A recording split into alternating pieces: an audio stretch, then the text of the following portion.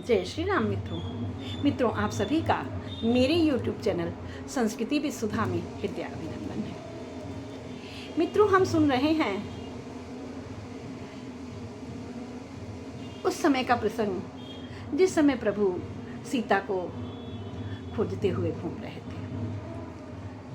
हम बात कर रहे थे पिछली वीडियो में कि परशुराम जी ने सेवक की क्या परिभाषा बताई है।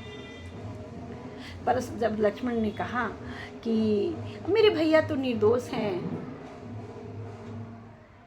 आप उनसे इस तरह से बात क्यों कर रहे हैं। प्रभु श्री राम ने परशुराम जी से कहा, नाथ शंभु धनु भंजनिहारा हुई है को एक दास तुम्हारा। हे प्रभु,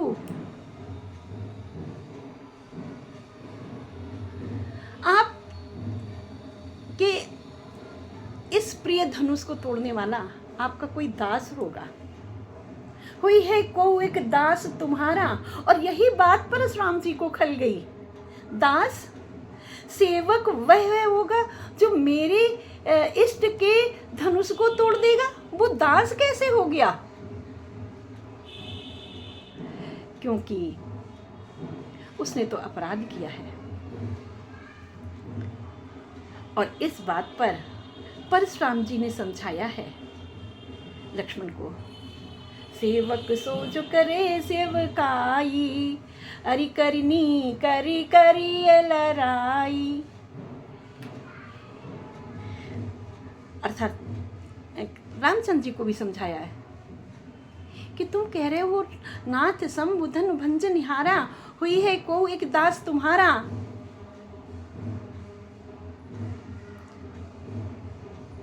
तो अगर दास है तो परशुराम जी कहते हैं, सेवक सो जो करे सेवकाई, अरि करनी करी करी लड़ाई। अरे तुमने तो अरि की करनी की है, शत्रु की करनी की है, तुम्हें मेरे साथ युद्ध करना पड़ेगा। तो वहां पर सेवक की परिभाषा ये बताई है कि जो सेवा करे सेवक सो वह है सेवक जो सेवकाई करे। और तुमने सेवकाई तो की नहीं है। एक और प्रसंग में बाबा गोस्वामी जी कहते हैं कि सेवक कौन होता है? जो अपने मालिक के मन की बात को बिना कहे ही जान ले। अत्यंत सुंदर यहाँ पर प्रसंग दिया है गोस्वामी जी ने। कहा है, सेवक सीता जी को बताया है, सेविका मन मुदरी मन मुदित उतारी। मैंने बताया ना कि अपने इष्ट की बात, इष्ट के कुछ कहने से पहले ही जो उनके मन की बात जान करके उनकी सेवा में तत्पर हो जाए, वही तो है सेवक। तो यहाँ मन मुदरी मन मुदित उतारी, मैया जानकी जी ने जब प्रभु श्री रामचंद्र जी को केवट नाव पर चढ़ा करके जमुना गंगा जी से पार करवाया है, तो प्रभु श्री रामचंद्र जी बहुत मन में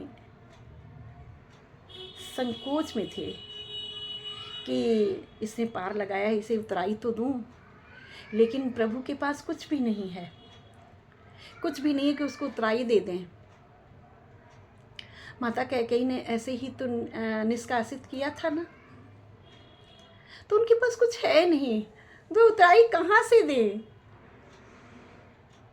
इसलिए मैया जानकी की ओर उन्होंने देखा है और माँ जानकी समझ गई हैं।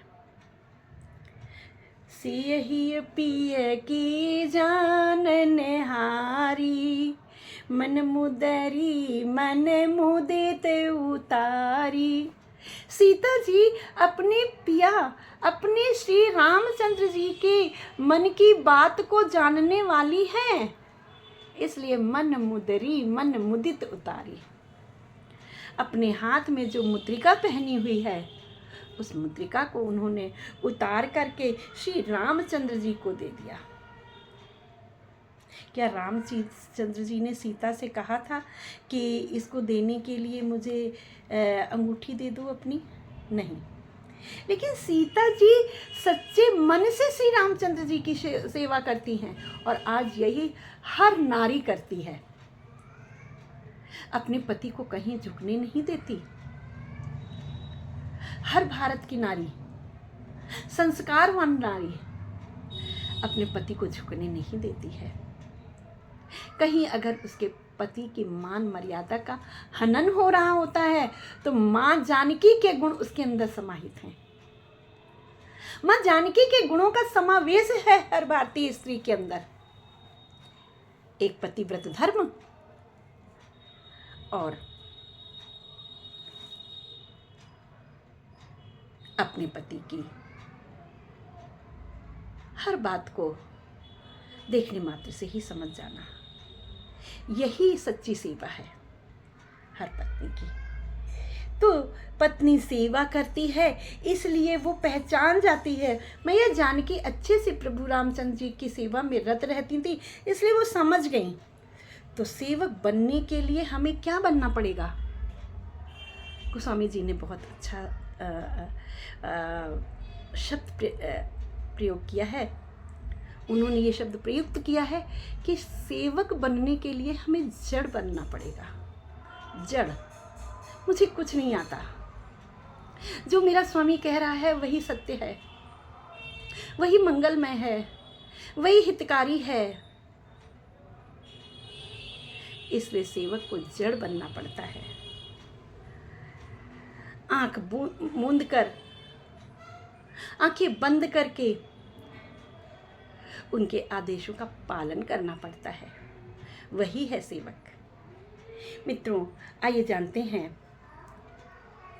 आगे का वृतांत कि खग मृग सेवक कैसे हो गए। आइए जानते हैं अगला उदाहरण अपने अगले वीडियो के माध्यम से। बने रहिएगा मेरे साथ। मेरे चैनल को लाइक, शेयर एंड सब्सक्राइब अवश्य कर दें। बोलो राजा रामचंद्र की जय।